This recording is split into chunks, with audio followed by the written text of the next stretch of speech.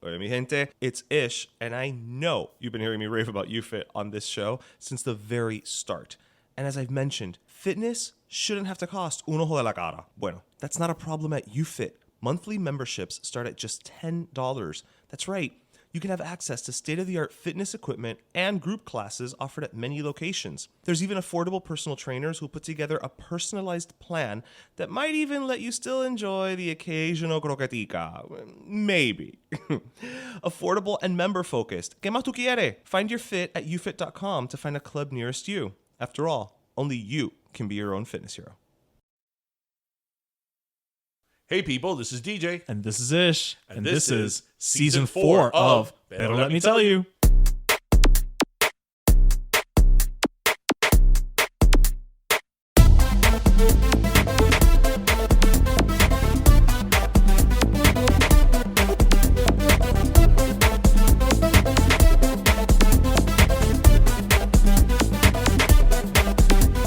It's been a year. And I got That's about how long Eve lasted on the talk. a year. Maybe. Another one bites the dust in the talk. Well, yeah, so Eve left. Sharon Osbourne was asked to leave. And now the Carey and Abba. Carey and Nana left, and now the lady who's I think the editor of Teen Vogue or something like También that. se fue. This week she announced. And now Jerry O'Connell's coming in. Well, Jerry O'Connell's already in because he replaced Sharon Osbourne. I think that we should apply for the. Well, at this talk. rate. Yeah. At this rate, we should. We're a Well, twofer. everybody, do you guys want us on the talk? Hello, everyone. Welcome to Pero Let Me Tell You, episode 172. 172. 172. Okay, don't go down that route because it took me forever to realize the difference between 60 and 70. Oh, that's still the... And yeah, to this No, day. you know the worst is when somebody gives you a phone number and it's like, sí, 305-264-6472. And I'm like, okay, I'm gonna need but you. why? Yeah, I'm gonna need you to do that digit by digit. yeah, Like, I'm like, but sorry. why? So yeah, all this nonsense of the... You know, I've never cared for that show. Of the talk. No, because I watched The View. That's true. That's true. And you know what? Say what you will about The View, but The View talks about politics and it gets dirty and it gets, nitty gritty. Whereas I feel And who doesn't love a dirty Joe the Behar? talk is so garden variety. Well, I mean, everybody has to have their own lane. You know what I mean? Like, because the problem is that if they become politicky, right, then it's like, oh, they're trying to be like The View. So Right. I think one of my favorite things you ever told me is that your mom loves The Real. my mom loves The Real. Like, I of think course, that's great. the most urban one of them all is the one that my mother loves. And it's not like we even one of those, like, maybe not now, but in its heyday when she would stay home and take care of my nephews, it wasn't like, oh yeah, no, I've seen it or whatever. She would be like, no, porque La Lonely Love. Lonely Love is great. Y La Tia Amor. Like, she knew them all by name. Like, I think she that could the speak to reason it. why The Real has been so good is because I think they really have chemistry between the... It's also an untapped market. At the end of the day. Well, it is, but they really do have chemistry. And I think Adrian... Bueno, Bailón, that's not her last name anymore, pero I think she's great. she was great. Who knew that she was going to have to after 3LW? Well, I mean, she was a cheater girl. Yeah. You will or you don't. So no, what was it? No more, baby. Baby, I'm gonna do right. Baby, I'm gonna do You right. can or you can't. Aw. Can 3LW, man, early 2000s songs. It was her and Keely, and there was another one. There was the other girl that they kicked out, and I'll never forget that they threw. the chicken. Yes, they had a fight with KFC. I like a KFC. Yeah, something like that. Why do we know that? Don't ask me about algebra, but that I remember. Why do we know that? I don't know. They had a hoedown at At a KFC, it was at a chicken joint. Yeah. And I'm like, you're 3LW. Like, you were at a 3L. Yeah, but they were also KFC. like 12. They were. They were little kids. Listeners, do you even know what we're talking about? 3LW. 3LW. It was this little pop group in the early Yeah. 2000s. They had maybe one or two during the hit singles. MTV TRL heyday. Oh my god, I totally thought of you the other day because I was scrolling through the TV guide, online or on the screen. And you know how you've said like, yeah, MTV will play anything except for a music video, right? Yeah. Do you know what they were playing on MTV2 the other day? What? Do you want me to give you three guesses? And Was it a movie? it was a movie. It's MTV2, so yes, it's a movie. I don't know. Were they playing like Clueless No, that would actually be kind of in line with with MTV? yeah. Were they playing like, I don't know, Pearl Harbor? No, but you're getting warmer. Were they playing? Okay, so this has to be like Disaster. No, actually, it's not. No. Oh, I don't know. Were they playing? I don't know, Geely. No. That actually Or- at least J-Lo was in that What one. were they playing Dances with Wolves. on MTV2? On MTV2, they were playing Dances with Wolves. Because when I think of the home of, alternative music videos that was MTV2, the first thing I think of is, Academy So, Award nominee Kevin Let's have this Costner. conversation. Let's have this conversation, and I think our listeners will appreciate this. I've said for years that if I had 3 wishes, well, I don't know if I would use this as one of my If the stars wishes. aligned. If the stars aligned. Like I would love, like in a like fantasy world, for somebody to be like, guess what? You're gonna be in charge of MTV, and I will revive MTV.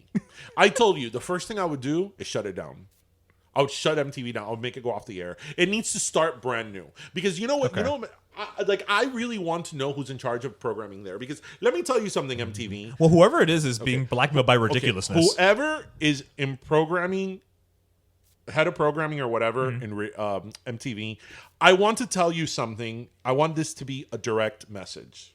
And we know you're listening. Ridiculousness is not going to happen. Just like Fetch didn't happen. Actually, Fetch happened more than ridiculousness. Fetch happened by not happening. Right. Ridiculousness is not going to happen. Nobody cares about that show. I don't think I have ever seen a network invest so much in trying to make something happen than that show. Now, I realize that the production value is probably low. It probably cost them like $1.25. Right? Because they get pretty much home videos. It's viral videos. It's pretty much a ridiculous version of America's Funniest Home Videos. Yeah, that's Though true. they don't have to pay for Bob Saget. or now Alfonso Ribeiro. Right. Those are bigger names. This is true. Right? Ridiculousness is not going to happen. Let it go. Oh, by the way, do you know they came out with the Challenge 36? Yes. It's like... Who's on it now? No, now they're it's not no longer like MTV. Like there's this guy what Ed, MTV celebrities Ed that are there? was in What, the are they gonna have the Circle. 16 He was in the pregnant? Circle on Netflix. Now they have to outsource because like I think it is really. I look. I understand that times obviously change, right? And people have music videos on demand now. I insist, and I really believe that if somebody came to MTV with Like a real plan. and had a real team, I think MTV could still be saved. Because the thing with MTV is that what you have to remember, I know that, and especially in your field that, it's marketing and all that. I know it's all about demographics. Yeah. Right. But I want to believe, and maybe I'm very wrong, but I don't think I am, that our generation, we may not be the 18 to 35 anymore, but our generation, and even what's the generation? Because we're X. technically millennials, the one X. before X. These are generations that were raised on MTV. There's a nostalgia there. Right? So I think these are generations that would still watch MTV if it had proper programming. If MTV still played videos and had different video shows of different genres, I would watch or the MTV. content revolved around music, let's say. Yes, because there is still something to be said about putting on MTV and not having to do a thing and just letting the videos play. That is how you discover new music. Now, I realize with Spotify and all this stuff, you can create playlists and all this stuff. Yeah, but you don't discover it the same way. You have to seek it out. Right. There's still a proactive Yeah. element to it. Exactly. You have an endless amount of music at your fingertips, but Where do you start? Exactly, which is what you and I talk about all the time. Like, how is it that in a world that there's 25 million streaming services, we have all of them? Like, how can we be at home and be like, there's nothing to watch? Yeah. Because I wind up watching, I Love Lucy. I end up watching YouTube documentaries like of One Door Productions talking about bridges. Like, and here I have all this content available to me. Right? I believe that like if you had like proper programming on MTV with focused music, programming, right? It will still attract an audience, and I think that our demographic or our generation, like older millennials and Gen X, I think that our generation that was raised in a more commercial, more like MTV generation, I think that the rules are different. You can create some type of resonant programming. Yes, I really think so. And I think that obviously now it would have to be a lot more interactive. I mean, that even interactive is a passé term. Yeah, but yes. It would have to be we would have to figure out how to include like mobile technology and like social media into it. You know what? Yes and no, because I wonder if there's something to be said. You kind of mentioned this in passing of like, you know, you could just turn on MTV and just let it go. I wonder if there's some value to passive viewing. For instance, when I watch HGTV, I mean, I love watching all of them. It's on. It's not like I have to, you know, I don't have to go online and check out, you know, the Millionaire Home blah blah app. You know, there's something to be said for passive viewership. There is, and I think that there's kind of a sort of fatigue of all this, like all these platforms. Yeah. Right. Estamos igual que cuando cable. When cable first came out. Oh no, o peor, because everybody's like, oh, cut the cord, right? But between all the streaming services that you have to buy, right? It's a new cord. Yeah. So I mean, just think about like Unplugged, such a groundbreaking show, and where does it air? Like they've had one. They had Miley had one recently. Where did it air? Actually, it aired on MTV, but it aired like once. Okay, but I'll never forget that like last year, whenever Madonna came out with Madam X, they actually had an interview of her live and they premiered the video. Really? And I remember I was like, wait, is MTV having like music related content on air? Like it was surprising. Somebody take over the studio? Right? Yeah. It was surprising. Like Unplugged, The Real World, like for example, The Real World. The Real World turned into such a joke for a show that was so incredibly groundbreaking that I should have been a part of, but we've had that discussion. We've had that discussion. I think that even nowadays, like with reality TV sort of already just being... It's just part of the landscape. But think about it, like in so many ways, we're more divided than ever now. And that is like that's a perfect ground environment for sticking people together. Like stick a Trumper with a trans person. Yeah. Muslim with a Christian. Oh my God, are we just casting a real world yes. right now? Yes. I would totally do that. Right? Because what was the first Real World about? Like, oh, Julie in the same house with, you know, Julie, the white girl that, you know, lived in a farm with, you know, Kevin, the black activist. Right? And that at that time that was revolutionary. Made really good television. And that gave way to, you know, season 2, season Obviously, 3, that's not at issue anymore, thankfully. That's not really at issue, not like it was at that time. But now, like, there's so many other factions and so many other things that people... A non-binary person. Yes, a non-binary person. You know, like somebody who's ultra-Christian conservative, you know, put them together. And I think that would still make good television. You know, but it has to be genuine. It has to be genuine. And that may be a problem nowadays, though, because of the whole reality TV becoming what it is. Yes. You may get people who know they're coming in to play the quote-unquote role of the bitch, the nice one, the, you know, the slut, that what, you know. Right, but I think that what happened with The Real World is that once The Real World Las Vegas came around and they started concentrating on sex and hooking up. Right. And that's not what it was about. I have to tell you, I hung with The Real World for a much longer. I mean, I was like the third iteration of New York. I was watching. Like I stuck around way too long, way after. And the show, like within the first episode, be like, oh, so who's gonna hook up with what? And I'm like, this is so not what the show was about. It became a Bravo show. It was terrible. It was just terrible. And there were such groundbreaking moments and television on MTV, and it's such a shame what that brand turned into. I mean, I to your point, I just don't know if it even has any value anymore. You don't think it could be resurrected? I just don't know if there's any interest in resurrecting it. Okay, but don't you think it's like if they build it, they would come? Because I know I would watch. It's a double-edged sword because, like you said, you know, it's one of those things where it's like, well, but we need the youth, and the youth is on the TikTok, you know, and it's like, is there an interest from a business perspective to even court the eyeballs of anyone? They had a show with that. What's Bretterman Rock, that YouTube kid that he's like really flamboyant, Bertman Rock or something. Todrick Hall? No, that he's Filipino. Oh, I think I know. I don't know him, but I know where We you're had a going. show with him, and I could see why, because he's on TikTok and he's really young and he has a lot of followers. Pero mira, Todrick Hall had a show on MTV at one point where it was, because his whole spiel was being able to make like a music video or a movie like with very little money and resources. That is good content for an MTV.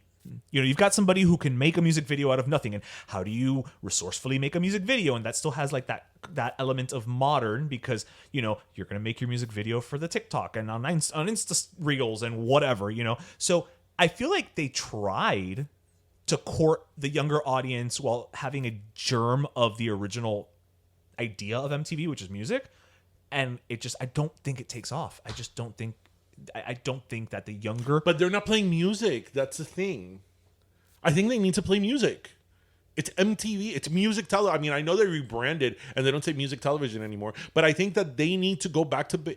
If there was any chance to save that brand, it needs to go back to what it was, music. Because there's a million other platforms to do a million other things now. The M and MTV stands for music about as much as the TLC and TLC stands for the Learning Channel. Oh, that's what a shame. And A&E, arts and entertainment. Now it's like what? Intervention. Hoarders. I love hoarders. I didn't say I didn't like it, but that's not arts and entertainment. VH1 is not Video Hits 1. When I watch Hoarders, and I obviously know that that's an illness, a mental illness, but when I watch Hoarders, I'm like, oh my God, I feel so much better about like the days that I'm at home. It could be worse. Que chiquero hay en la casa. Like the house is so dirty, and it's like, wow, it could be worse. That's like the pinnacle to them. Yes. So yeah. Anyway, speaking of MTV, there's somebody I wanted to bring up because there's a story that's been all over the place this week. Okay. And I think this is the perfect example of social media and what we say. Again, we should put this on the t-shirt. The best thing of social media is that it gave everybody a voice. The worst thing is that it gave everybody a voice. I'm actually trying to figure out how to make that visual. Mm-hmm. So I have been toying around with the t-shirt. Did you hear the whole thing with Beyonce and Jay-Z and Tiffany? Yes and no. Okay. So I know that she is like only like the fourth woman ever to be photographed with a Tiffany diamond, and she's the only black woman. Yes. Okay. So the reason I'm bringing this up, and was this like a campaign? Like, why would she? No. So the reason I'm bringing this up, and our listeners, it would be really cool to see what you think about this. Right. And remember, Beyonce will never find out because she follows no one on Instagram. Right. Do you remember when Ellen tried to like do something so she could be the only person that she followed on Instagram? Anyway, so Beyonce and Jay-Z are on the cover. They did a photo shoot and a whole advertisement for Tiffany's. Okay. And Tiffany, the jewelry store, it recently not the 80s pop star? No, not the 80s pop star. They aren't what is it? Holding on to something. They're not holding on to each other's hand. Right. But Tiffany's are at a mall. This is true. So anyway, Tiffany kind of wants to appeal to a younger audience. They recently got bought by Louis Vuitton. Yeah. And so they want like a more younger, hip audience. Right. So, of course, Jay-Z and Beyonce. So, have you seen the ad? I think so. It's just them like they're not doing anything out of the ordinary. Beyonce, she's standing, right? I think they took a few pictures. I think it's just not one picture. Oh, okay. But Beyonce's standing. I think there's one that she's sitting. Whatever. Beyonce and in the background there's I can never get his name right. But Basquiat. Yes. Mm-hmm. Painting. Okay. Which he, as you know, was a very he was a painter in the 70s and 80s. He actually dated Madonna. Yeah. There's a movie about his life. Right. He died in 1988, and now he was one of these like street graffiti kind of. I think he was friends with Warhol and all that. He was in that scene. Mm-hmm. And now obviously after he passed away, like his artwork now is like skyrocket, worth a ton of money, and he's very coveted and whatever. El gelengue que se ha formado with that campaign.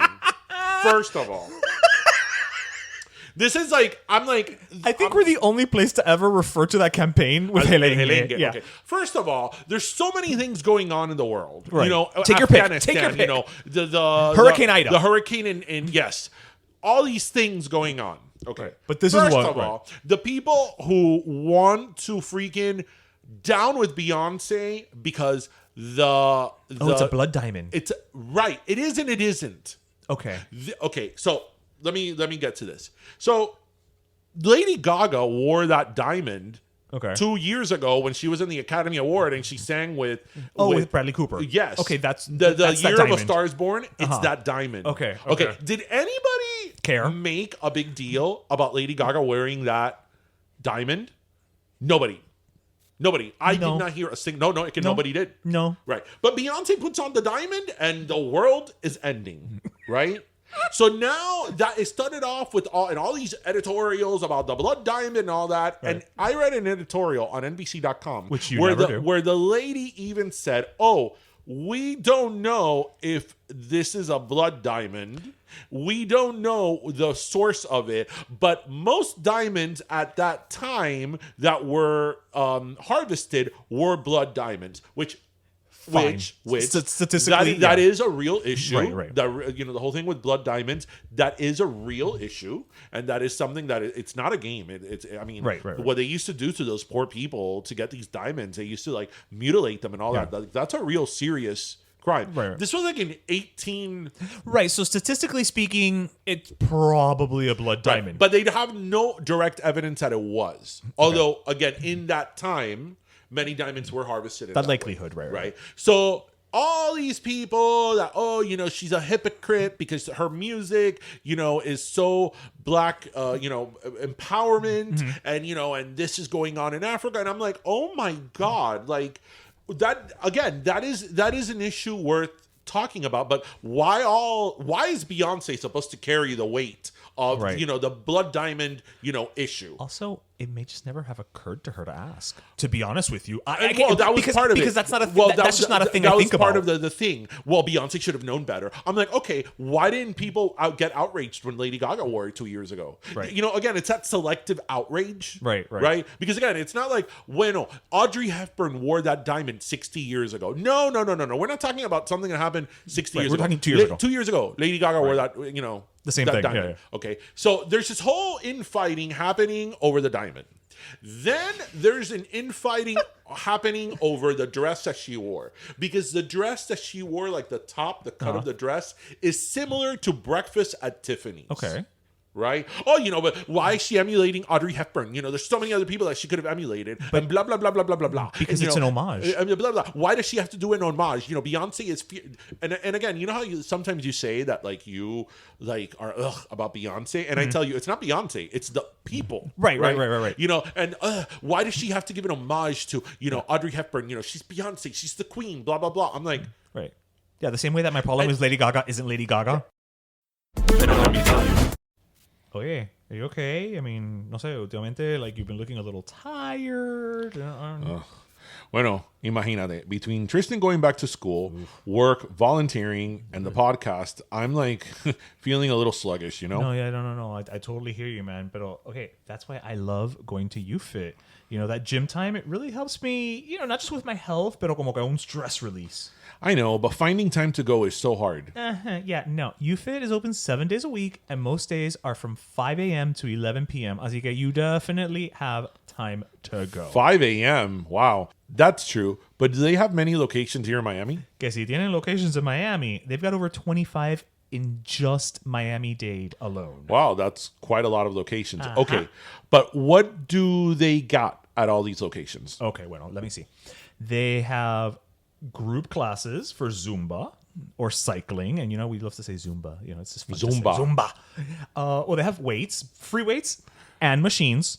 They have weights and Zumba. They have weights and Zumba. Like, I mean, what more do you need? But you know what? Not only that, they got the cardio equipment. Okay, great. But some of the locations even have cardio equipment in a cardio cinema. A cardio cinema. You get to watch movies while you sweat. Wow. Okay, that's definitely one way to make that cardio go by quicker. It really does. Look, I've seen the start of many movies, not a lot of endings, because I always, I got to go on to the weights afterwards. The weights. Yeah. Okay, Mr. UFIT, I'm convinced. So how do I sign up?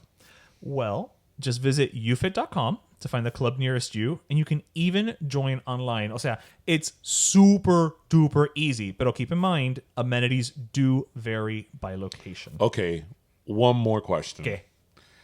You want to be my workout partner? Aw, okay. But we already spent so much time together. And then they're making a whole big deal now about the Basquiat painting. Oh, because he was totally like anti establishment, and he wouldn't have appreciated, talking from the grave, he wouldn't have appreciated that they would have used this in such a high profile thing. And the color of his painting is very similar to the Tiffany blue. Oh, okay. Right? I think that's probably why they picked it. Like that painting. Yeah, it was a design choice. Right. Right. And he would have never wanted his paintings to be, taken commercialized by a brand like Tiffany. And he would have had a problem with that. I'm like, he needed to pay his bills at the end of the day. Right? But the reason I bring this up is that this whole merengue, this back and forth over a freaking ad with Beyonce. And what bothers me the most is, again, there's issues that have been brought up that are very valid points, but why the selective outrage? Why with her? Because again, other people have worn this diamond. Within the last 5 years. Right. So Right. why do we say, today we're going to pick on Beyonce? Not that Beyonce is, above reproach, above any type of criticism, but it's like, okay, today is the day that la vamos a coger with Beyonce and Jay-Z. It bothers me so much that everything But that's is a everything. problem. I was saying that's everything. Everything is selective. Everything is a problem. Everything is a problem. Everything is a problem. Everything is an issue. Everything is like blah, blah, blah, blah, blah, blah, blah. And then what bothers me is that it delegitimizes real arguments and real points. Because again, The blood diamond. blood diamond, that is a very real thing. Right. That is a huge problem. But now you're talking about it as if it's like a little pop culture argument between who's better, the Beatles or the Rolling Stones. It's just, we can't have nice things. We cannot. I keep telling you this. You don't realize that, do you? It's like, ugh, whatever. So, go to Tiffany's if you want. Don't go to Tiffany's if you want. Boycott Tiffany's. Don't boycott Tiffany's. Live your life however you wish. Nah. Wait. Just Rihanna and I don't know where this is going. wait, Rihanna and T.I. Did you know the Rihanna and T.I. song? Which I not offhand, no. Just live your life. Na na na na na na. Oh, yeah. Okay, yeah. Don't ask me to sing it now, but yes. Yeah. So, que me tienes? Well, I figured we've had some fun. Maybe let's tackle something a little more serious, and then we can end with something fun as well. Okay. Shall we go to Texas? Are we going to talk about the abortion ban? Oh, we can talk about the abortion ban, and we can also talk about the fact, because a friend of mine, actually, I know a couple of people that live in Texas, and I don't know why. No, I have family in Texas. I don't know what I mean by that is I don't know why. No, it's not. It's not that I don't know why they live in Texas. We have I just, two very good listeners in that's Texas. true. That's true. Hi, Leslie. Hi, Julio. So this friend of mine, he posted on Instagram a screenshot of some other bills that were recently passed in Texas. Can we pay my bills? In a telephone bills? Not those kind of bills. I don't think you do. Full circle to Beyonce. This is true. So in addition to the, non-abortion ban, they also passed a bill that repeals the criminal offense of possessing, manufacturing, transporting, or repairing a firearm silencer.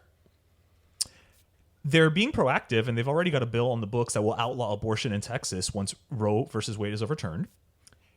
They are preventing any government entity from prohibiting the sale or transportation of firearms or ammunition during a declared disaster or emergency.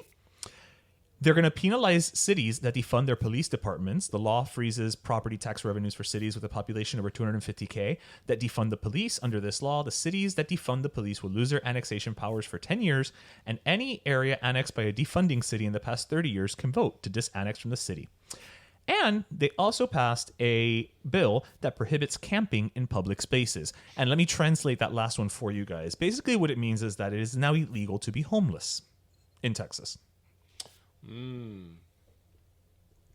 Such a progressive state. I mean, I knew the Taliban had taken over Afghanistan, but Texas too? They could succeed for all I care. Well, I don't even know where to begin. I don't think we're surprised that this is happening in Texas, of all the states. I'd be surprised if this was California. Listen, I think that has a same chance of passing here. Oh, no. I saw lo que iba. Look, right now our governor's too preoccupied with masks. Well, no, that sort of happened here. Did it? With the mask mandate. Oh, I was thinking about abortion. Sorry. Well, no, because the governor here passed an executive order telling all school boards that they couldn't mandate masks. And then the court said that was unconstitutional. But before the court got involved, Right. the school boards were like, "No, you're not gonna tell us what to do, and we're gonna make our ruling based on what we need in our district." Well, so the court has since said that is unconstitutional, that he cannot make that mandate, and yet still the Board of Education has withheld funds from 2 of the school zones. Yeah. Because they want you to follow laws until it's the laws that they don't like. Right. You can't be law-abiding cuando te conviene. Look, I think that absent the abortion legislation that just passed in Texas, I think all those other things are fear-mongering kind of bills. Protect your children, protect your family. Right. It's kind of similar to here. They passed that law, that anti-riot law. Unless it was the Cubans on the expressway. Right. They passed the anti-riot law. Right. So if it's, I forget the number, but if it's more than a certain amount of people, it's considered a riot. Right. And if it's a riot, then if a car hits you, they're not liable. They're not liable. They're not culpable. Right. But when our people went out out on the and, expressway and blocked the Palmetto, or we enacting the anti-riot bill? No, that's not a riot, Darian. No. Right? So, I mean, all of this is, look, I don't want to turn it into like a whole Republican, Democrat, liberal, conservative thing, but this is all a political ploy and a political move. Yeah, of course. This is what I've always said about liberal versus conservative values, if you will. I prefer rhetoric. Or rhetoric? Okay, we could say rhetoric. Because I don't think that any of these people actually have them as values. I've never, and even today, I've never chosen to see people that think differently as me.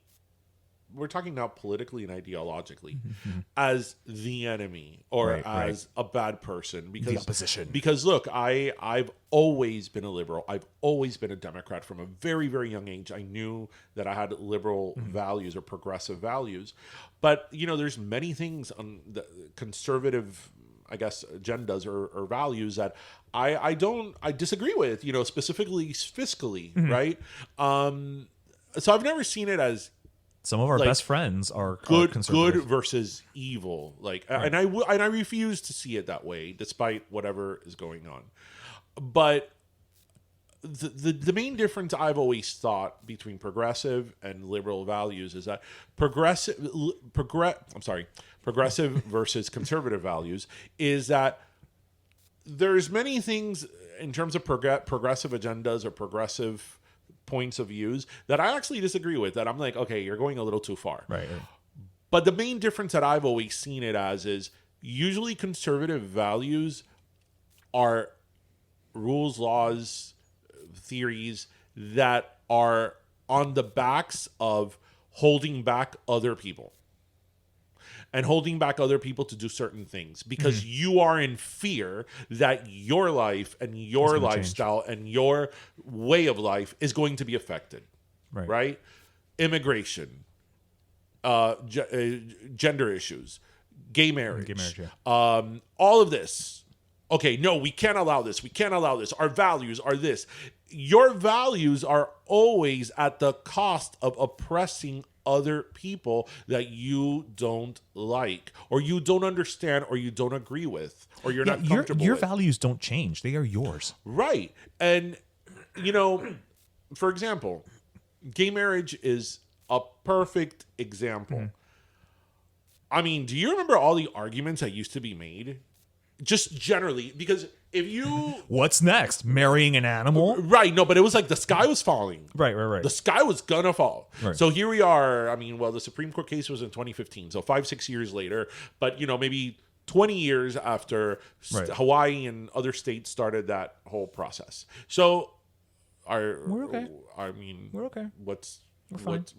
And like that many things. So that's always been my issue with conservative values, is that a lot of times they want to pass legislation that is on the backs of others. Now, with that said, I'm also very, I see the errors of my people, because look, I think it was in Seattle, they wanted to decriminalize crime.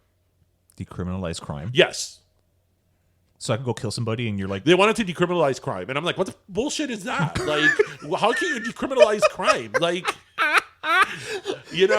Wait, so that's the type of stuff that they point to, that other people right, point that to. And I consider myself pretty liberal, that I'm kind of oh my God. Yeah, but that's going mierderia. I'm like, oh God, this is gonna be so hard to explain. How kind of when you would spend that year defending Britney Spears, that it was exhausting. It was exhausting. Oh man.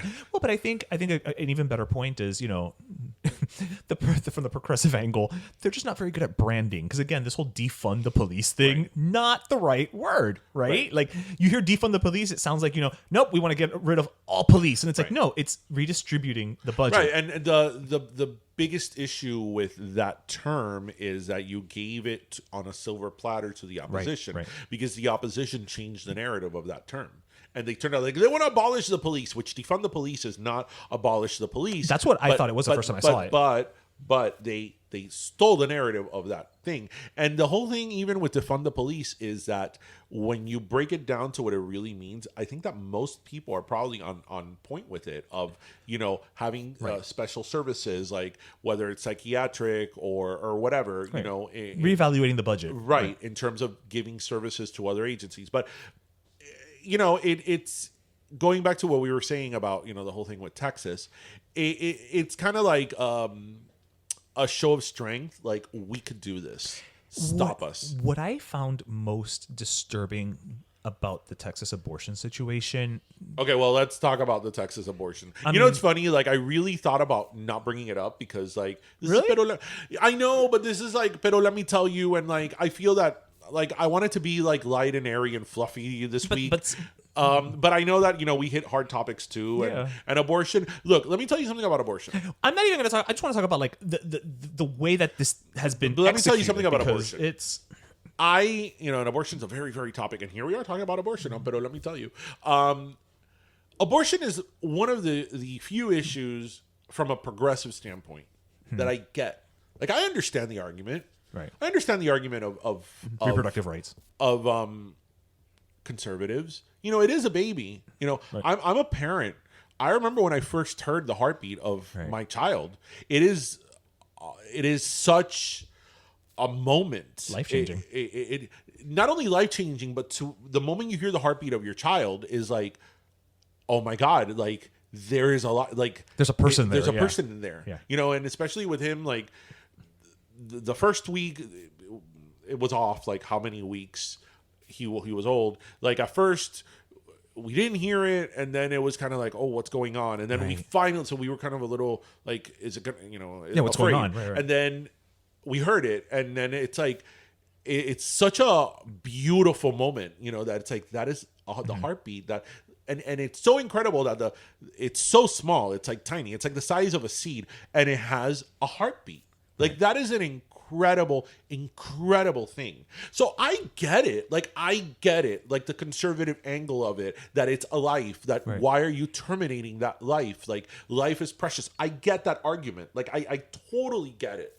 Even if I respect other people's. Even if I choose to believe that a woman's right is a woman's right, and the government shouldn't tell her what to do with her body, right? Because that's the way I see it. I always tell people, it's not that I'm pro-abortion. I'm not pro-abortion. Nobody wants an abortion. An abortion is a terrible, awful thing. I am pro a woman's choice, right? So I get it.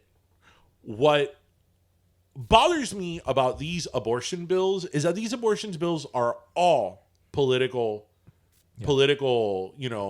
Ammunition. political circus. That's all what it is. That's all what it is. Because Roe versus Wade has been around for close to 50 years. It's established law. So this is simply fear mongering and all that. Have you read specifically this ban, this law? What I have not. I've read like the bullet points at most. Okay, so- and what bothers me the most about from what I've taken away from it is that it doesn't even allow for in cases of rape or incest. Right. Well, let's get to that in a moment. Because that to me is like, you know what, you want to ban abortion, but wait a minute. So now what you're also saying is that when a woman has been attacked and this is the result, it doesn't matter. She should still have to go through that trauma and relive that trauma again. Right. That is my biggest issue with all of this. The whole 6-week ban, I mean, we could have a whole conversation about that, but I just it's that part of it that is what really sticks in my craw. Well, do you know how this works? It's really interesting. How what works? This ban.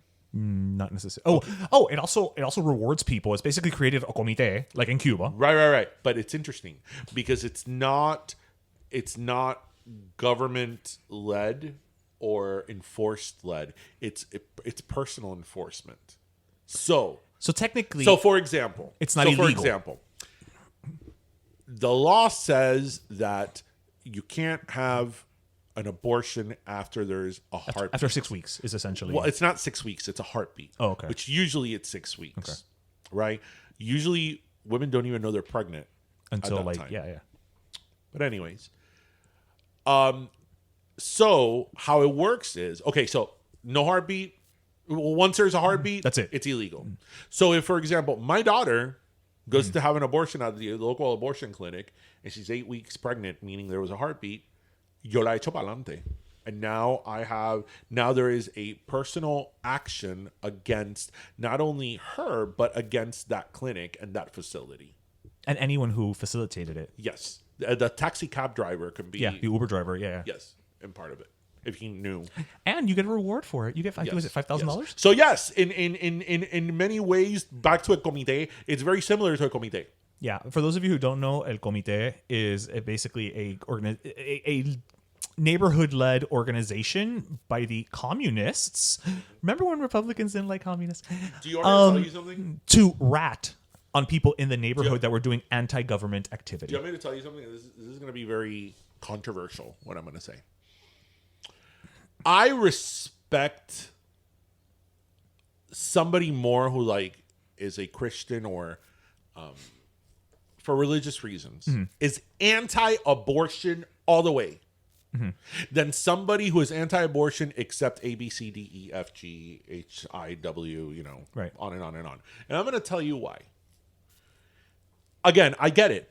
It's a very sensitive issue. I get it. I get what you're arguing. So if you are somebody that for, let's say, religious reasons, you're like, all abortion is murder. Abortion should be legal. I think I have a higher respect for you that you're sticking to your guns because you know why? Rape and incest is a horrible thing. Horrible, horrible, horrible thing. But it's still life. And that little soul, that little baby that was produced, that life is not any less valuable. If we are presenting it on a life basis, that all life matters on equal footing, right? That it's a life. Well, that life no tiene la culpa. No tiene la culpa of how they were procreated. Right. Do you understand what I'm saying? Right. So, if you're really all about preserving life, then I just don't understand how you can really preserve. If you're a proponent of preserving life and that's your shtick, I don't understand how you could be a proponent of preserving some life. Cherry picking. But not all life, right? Like if you're really going to see it from that point of view. Because if you see it again, that life is a gift from God and all that, then all of it is, not some of it. right? I know that's really. Do you understand No, what, but what I'm saying? if you're gonna have the stance, have it hardline. Right? Because, like, for example, my godmother, she's very religious, and she's like, no, el aborto es asesinato. Y todo, sea lo que sea una mujer violada, whatever, me da mucha pena con ella, eso es una vida. I have an easier time digesting that from a moral standpoint than the people that are like, oh, well, no, abortion is wrong, but A, B, C, D are exceptions. Now, in the real world, real world, if you are gonna have an abortion ban, let there be exceptions, right? In a real world, yeah, like medical. But reasons from a moral standpoint, please stop it with your moral high ground, because all life is life, you know. And I it's so. And we're not going to solve the problem. No, it's just such a kind of. I don't want to use the word disappointment because, again, I get it, but it's such a really this is what we're still litigating. Right. 50 years later, we're como still dice Whoopi Goldberg, if you are against abortions, don't have an abortion. Don't have one. If you're against gay marriage, don't marry a gay person. Speaking of marrying gay people, Vita the Abba's reuniting after 40 years. That's what I wanted to end on too, because it was such a happy thing. You know what? I don't really care, but I do care. I feel like even if you don't care, you care because it's been so long. Okay, is it wrong to say that I like Ace of Base more than Abba? No, because we're the age for Ace of Base. I find Abba's songs so Really? Oh, they're so happy. I know, listeners. I know I'm a horrible person. I know. But Abba's music is so happy and uplifting. And, okay, the only problem I have with the Abba reunion, which they released 2 songs today after, 40 years of not recording. Okay, but are they touring? Yes and no. It's just like a hologram tour? They're doing a virtual tour. But the way that they've done the virtual tour, there's a picture of them online. They did that body capture thing, like in the Polar Express. And so what's touring is virtual versions of them, but it's based on them. So they've already, it was maybe they spent the last 5 weeks or so capturing all their movements and their body types and everything. So it's going to be a virtual tour with a real orchestra, but they are not going to tour. The physical people are not going to tour. So it's like watching a movie. Essentially. Okay, why don't they... Essentially, yes. Why don't they just... have one show. One show. At the Albert Hall. At the Albert Hall. Right. Do it high definition. Stream it live to the world. 8K, not 4K, 8K. After last year, we know there's streaming capabilities for concerts. Yes, and that's it. And call it a day. I mean, I would prefer that than this virtual Polar Express tour. Okay, but are they going to have tour dates? They're calling it a spring tour. I don't know what that means exactly because it's for next year. Are they going to be hello, Miami? I don't know if they're even going to tour the world. I think they're just going to tour with a couple of places in Europe. The Spice Girls said that in that 2007 That's tour. true. Look at what happened. That's true. And they were actual people. This is just pack up a projector and go. I'll never forget years ago when you and I said, kind of in joke, can you imagine if they do a virtual Selena? Yeah. Because there was a time when it was I don't know, the first 5 or 10 years after her death that all this stuff started coming out. The we were like, Ahorita she's gonna tour. I'm like, do it out. Selena somehow is gonna tour. It's gonna tour. Yeah. And, oh man, she did. If we knew then what we know now, we would have invested.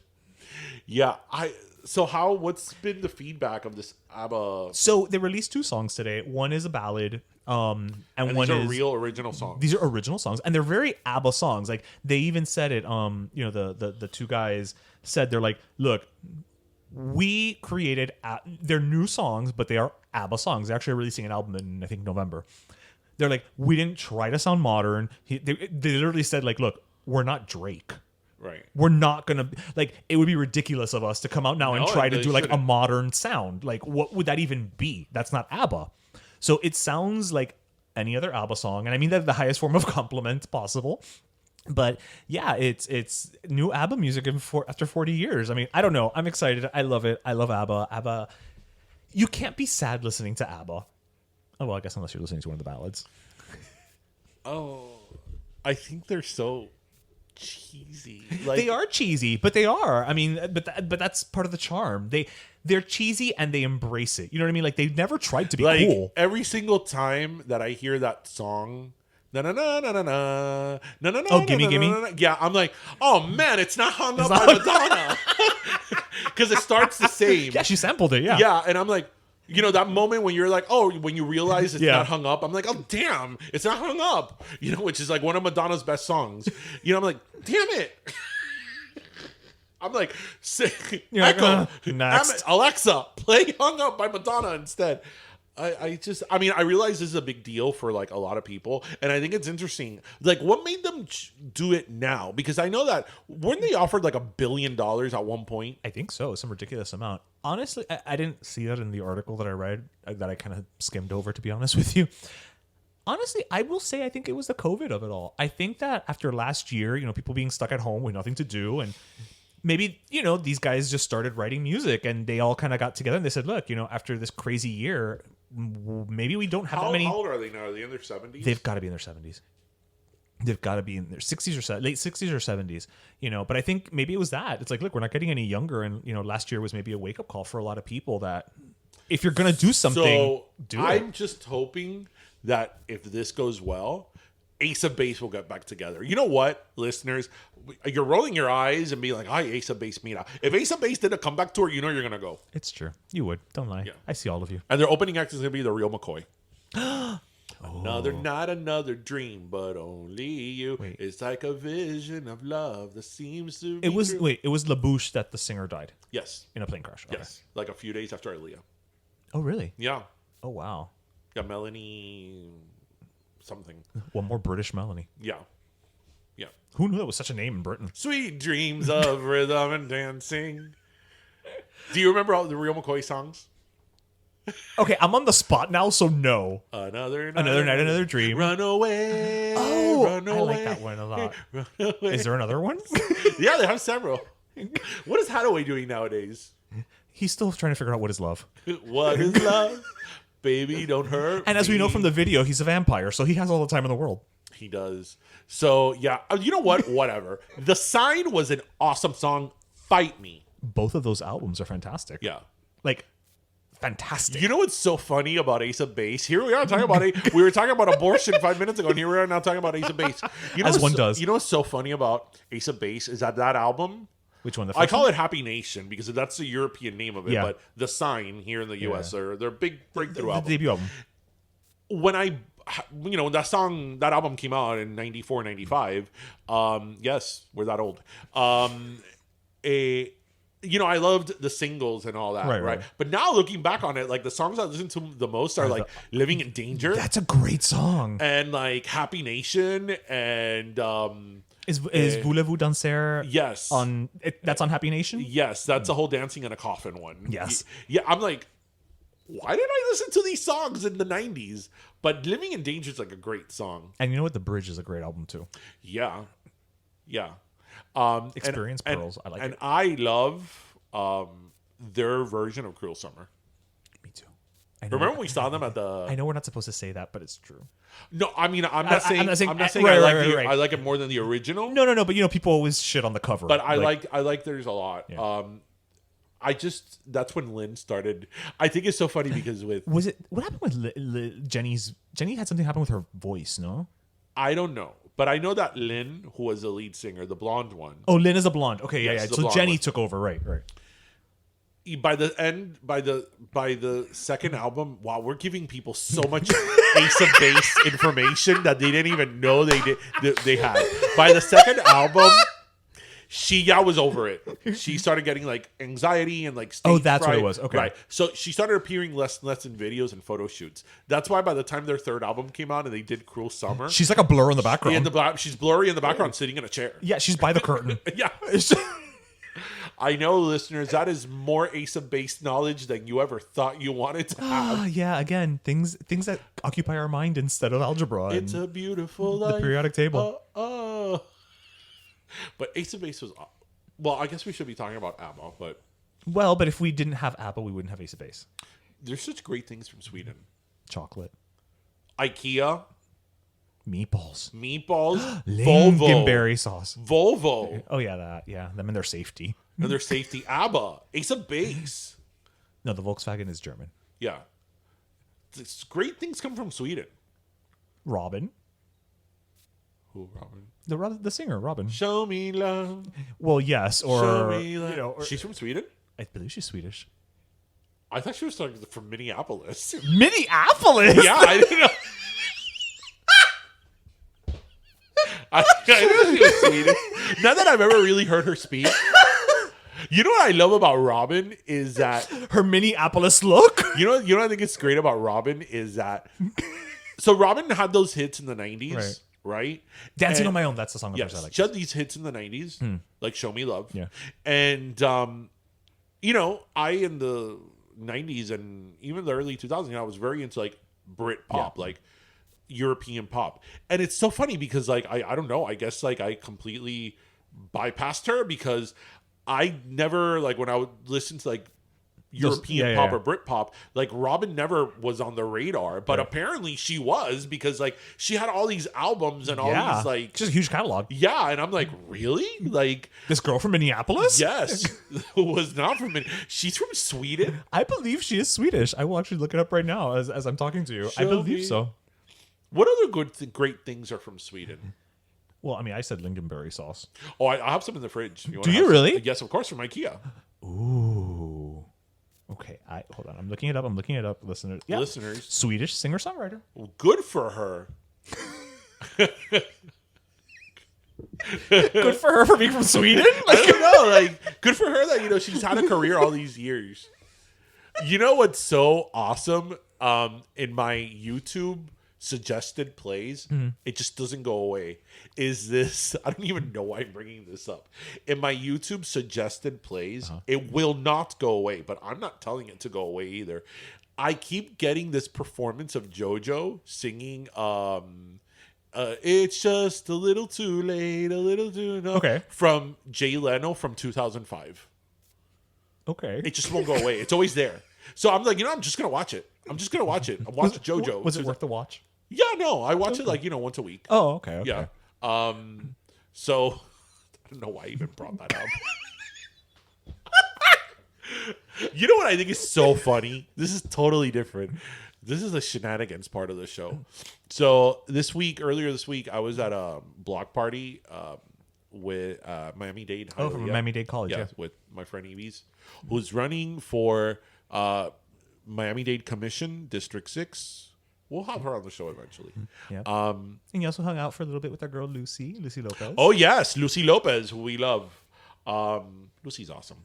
And what I think is so funny is that they had their La Cafetera. Oh, I saw that. Yes, yeah. I think it's so funny when that cafetera's on the highway. Because, I know it's by Only in Dade, right? I know. I don't think it is. Oh, no? No. Because that cafetera is the most Only in Dade thing there is. Right. Only in Dade will you see a cafetera on the expressway. On an interstate.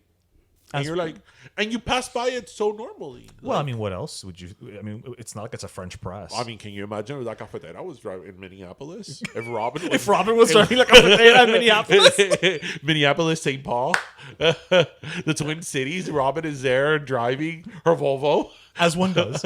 And La Cafetera passes by. I mean, I think people probably think it's a flying saucer. Like, I would love to do that. Like, let's take it to Minneapolis and just drive it around the streets and see what happens. People would first believe it's a flying saucer, like a UFO. Then a cafetera.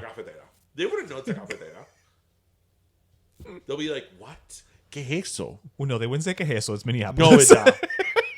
They'll be like, "Edward, Edward. what is that gray silverish It's kind of metallic looking. contraption? Metallic looking. It says cafeteria.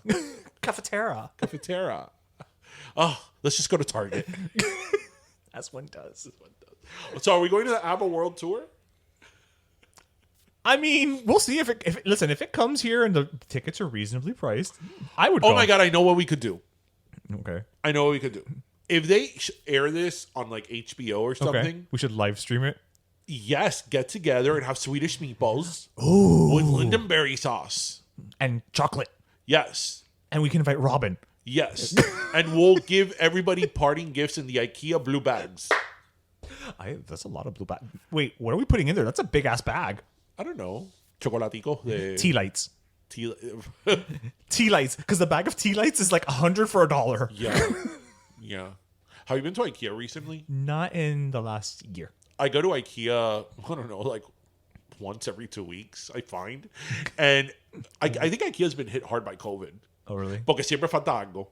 Oh. And it's funny because that would never be the case. No, in it was IKEA, always, never. yeah. Actually, the other day I wanted to buy meatballs and they only had vegetarian. And I was like, I'm not going to have vegetarian Swedish meatballs. That's just weird. That's not the way it was meant to be. No, it's not. No. At all. And before that, there was another time that I was going to buy them. I bought the meatballs, but they didn't have the lingonberry? puree. Oh, yeah. Yeah. And yes, I can make my own puree at home, but I want IKEA puree. It's not the same. You want the IKEA powdered puree. Yeah, I want Swedish powdered puree. You know that in IKEA, well, not in now because of COVID, but prior to COVID, the IKEA restaurant, I think it was either once a week or once a month, they would have a smorgasbord. Really? Yes, and it was like $20 per person. Oh. Actually, you know what? I went to IKEA during COVID because I remember buying something while I had a mask on, now that I think about it. Well, it was open. It's just that the restaurant wasn't open. No, I went to the restaurant. We went to the restaurant. No, the restaurant reopened now recently, but for a long time it was closed. Oh, okay. Yeah. I was there last week. Oh. Fui a comprar cuadro. Of course. They're so affordable. Well, before we get into our last sodas, I just want to, now that we're talking about food and affordability, you know what else is affordable? What? Our wings.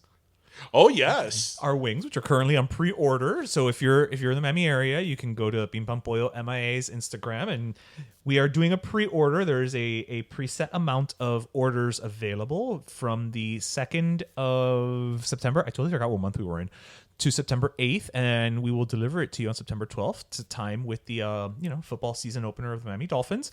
And after that, if you're in the area, we're going to be doing a pop-up again on Wednesday, September 15th at Beat Culture, which is also where we're going to be doing trivia on September 8th. I am glad you remember all those things because I don't. I just need somebody to be like, this is where your body needs to be today. And I'm that person. And you are that person. I am that person. Because, with all the things that are going on in my life, I just need like somebody to grab me by the shoulders and be like, okay, go over here. Just point you and push. Ven a freír el pollo. And because if you don't fry the chicken, we have nothing.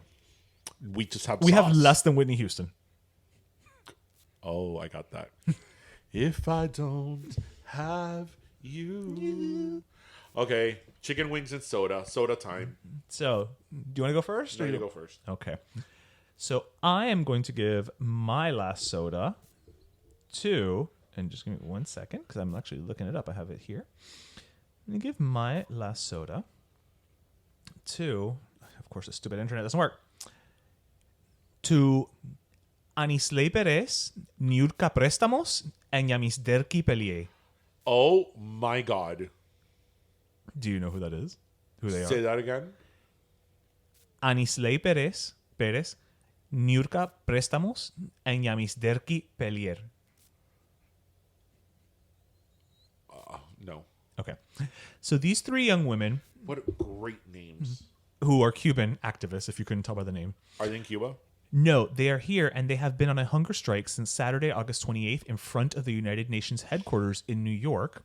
They're only drinking water, but they are staging this hunger strike to demand attention from the international community as a call to help for the Cuban people in the situation that's happening. So these are three ladies who are in this country, in the U.S., obviously. They're in front of the United Nations, but they do still have family in Cuba. They are, I don't want to say they're recent arrivals, but, they lived in Cuba. They're here now. And, basically their whole thing is that, they want to keep drawing attention to that, genocide essentially that's happening in Cuba. And they are demanding that Cuba be expelled from the Human Rights Council because they've been, to quote, violating them for 62 years, keeping silent and committing genocide. Among their demands is also the sending of hospital ships because, quote, our Cubans are dying every second and hospitals on the island are collapsing due to lack of medicine. The three women do have family on the island. So, it's those types of efforts that, again, we may not always be talking about it as much as we did. I know last week we touched on it with Natalie Morales. You know, our Instagram may not be as full of the SOS Cuba as it was just a month ago or a couple weeks ago, but that doesn't mean that it's not still happening, and that doesn't mean that we're still not actively looking at information and you know, digesting it and figuring out ways to continue keeping that voice alive. And these three ladies are doing just that as well. You know, what bigger platform than literally sitting in front of the United Nations? Yeah. Wow, that's incredible. Yeah. That's incredible. I mean, I respect anybody who's on a hunger strike because I couldn't do it. I think that what happened with SOS Cuba this year, we already knew how the world doesn't really know. I mean, we talked about it here at length. We posted about it. How it confirmed what we already knew, that people don't know about Cuba, they don't care about Cuba, they don't care to learn about Cuba. Right. And it's just really disappointing and disheartening. You know, you try to see it from an unbiased view. So the way I think that, you know, these ladies doing this hunger strike, whatever, brings attention, even if one or two people learn about what's the realities of Cuba, it's progress. Because I think that for a very long time, people are like happy in Cuba. It's an island and they have rum and, you know, and Beyonce went. It must be great. Yeah, it must be great. You know, whatever. So good, you know, good for them. And bring the attention that they deserve. Well, my last soda is sort of fluffy, but, you know, especially coming from yours. So my last soda this week goes to Netflix. Netflix? Yes. Oh, I know why. You know why. I know why. So Netflix, and I was part of this movement, You were. finally decided talked to about it. renew Manifest. Yeah, for a fourth and final season. Yes, and it's 20 episodes. Yep. So it's 20 hours of Manifest. Yes. And it's, I mean, yes, it's Netflix, so there's no commercials, so it is an hour. So now this is the debacle that I have.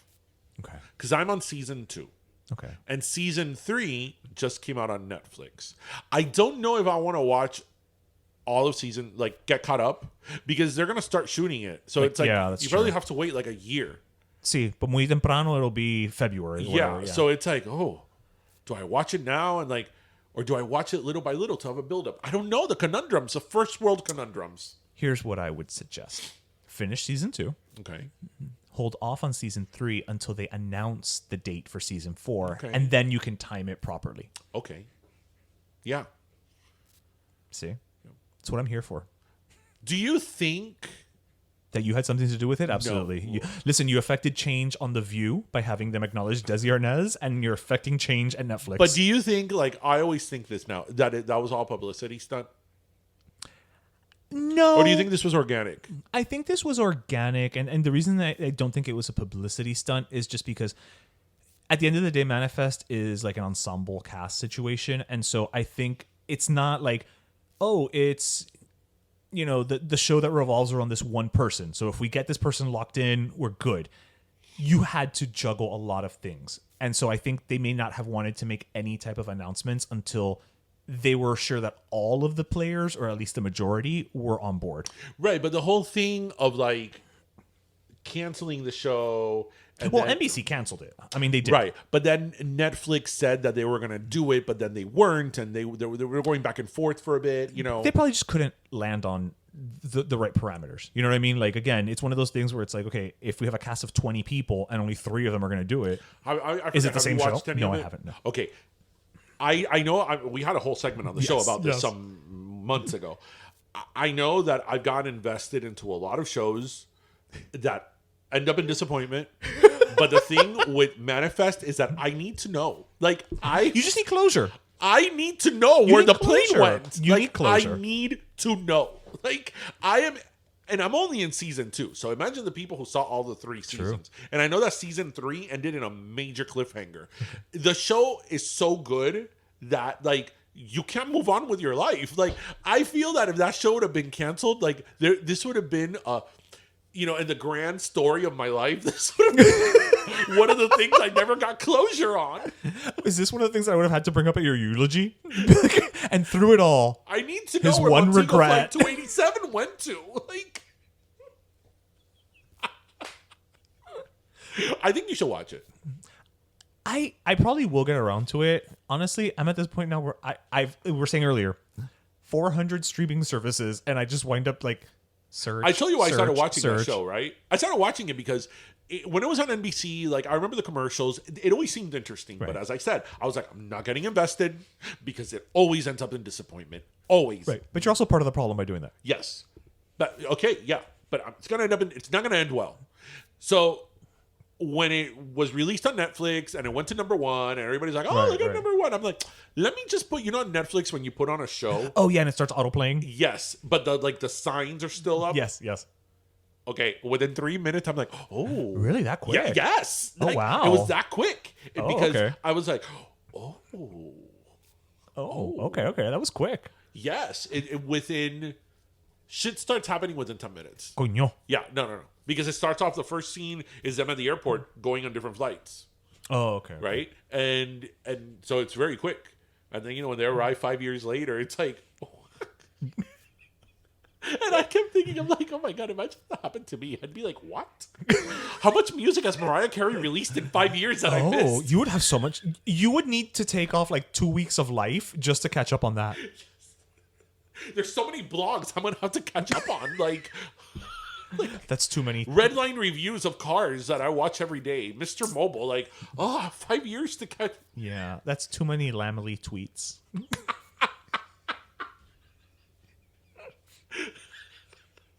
Too many. Can you imagine? That's the first thing I thought of. No, not that my son might be 5 years older. How much music has Mariah? He's gonna age anyway. Whatever. I'll figure it out. What songs did she release in here? Okay, never mind. I think it's a good place to end. This is as good a place as going any. downhill fast. Yes, as good a place as any. Anyway, with that note, wow, this was a interesting episode. With that note, we hope everybody listened, laughed, and learned. I don't know if there's not much learning this week, but we're a balance. We like to. We're like the diet of podcasts. So next time you see that cafetera on the street, Think make of sure us. to take. And you're not in Minneapolis. Or if you are in Minneapolis and you see it, then we definitely want a And picture. if you're in Minneapolis and you see it, and then next to you there's a Volvo with Robyn in it, You might just be in Sweden. yes, you might want to take a picture of that. You might not be in Minneapolis. We hope everybody listened, laughed, and learned. Remember to grab your pastelito, your croqueta, and your cafecito. And thank you so much for joining us. All right, kids. Episode next week. 172. Have a great long weekend. That's right. Great long weekend. Happy Labor Day, everybody. Bye. Bye. Pero Let Me Tell You is co-hosted by Darian Borges and Ismaeliano, produced by Ismaeliano, and our theme, Pero Let Me Tell You Freestyle, is composed by Michael Angelo Lomlaplex, the official gay guy. And don't forget to subscribe and leave us a review on iTunes.